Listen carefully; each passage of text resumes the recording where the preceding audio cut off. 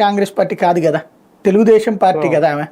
అక్కడెవరు ప్రధానమైనటువంటి వ్యక్తి రాజశేఖర్, మరి రాజశేఖర్. అతనికే టికెట్ 2014 పోటీ చేశాడు కాబట్టి 19 దాకా అతని చేతిలోనే నడిచింది పార్టీ. సహజంగా నియోజకవర్గంలో కొన్ని గ్రామాల్లో ఒకళ్ళు డామినేషన్ చేయడం బిగిన్ చేసినప్పుడు అదే పార్టీలో కొంతమంది డిసప్పాయింట్ అయ్యే బ్యాచ్ కూడా ఉంటారు, అన్ని పార్టీలోనూ ఉంటారు. అట్లాగే మనకి తగిన ప్రాధాన్యం ఇవ్వట్లేదని అట్లాగా ప్రాధాన్యం అందనటువంటి బ్యాచ్ వచ్చి విడుదల రజనీ దగ్గర చేరింది. బేసిక్ వాళ్ళు ఈ మర్రి రాజశేఖర్ వర్గంకి సంబంధించి రోజు ఈమెకి ఏదో ఒక చాడీలు చెప్తూ ఉంటారు. ఈమె దురదృష్టం ఏంటంటే విజ్ఞానికి సంబంధించిన 3 సిబ్బందిని ఈమె అసిస్టెంట్స్గా పెట్టుకుంది. విజ్ఞానికి సంబంధించిన వాళ్ళంతా కూడా వాళ్ళు ఈమె దగ్గర తిరుగుతూ ఉండేవాళ్ళు. వాళ్ళల్లో వాళ్ళకి పడనటువంటి వాళ్ళు ఒకళ్ళ గురించి ఒకళ్ళకి చాడీలు చెప్పడం ఎక్కువ ఉంటుంది. వీళ్ళు ఏంటంటే ఇద్దరు ధనవంతులే, అపరకోటీశ్వరులే.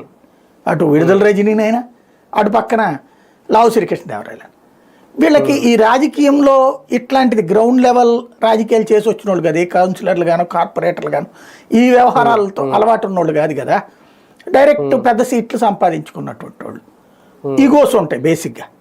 ఈ ఈగోస్ని రెచ్చగొట్టే యాక్టివిటీ ఈ కింద ఉన్న కార్యకర్తలు కాదు, వాళ్ళు కింద ఉన్నటువంటి ఉద్యోగులు చేయడం బిగిన్ చేశారు. దానికి ప్రతి ఇన్సిడెంట్ని ఒకళ్ళ మీద ఒకళ్ళకి రెచ్చగొడతా వచ్చారు. వీళ్ళు దాన్ని సీరియస్గా తీసుకున్నారు. అయితే లావు శ్రీకృష్ణదేవరాయలు పెద్ద సీరియస్గా తీసుకోలేదు, ఒక రకంగా విక్టిమ్ అతను. మనకు గుర్తుంటే అప్పట్లో రావు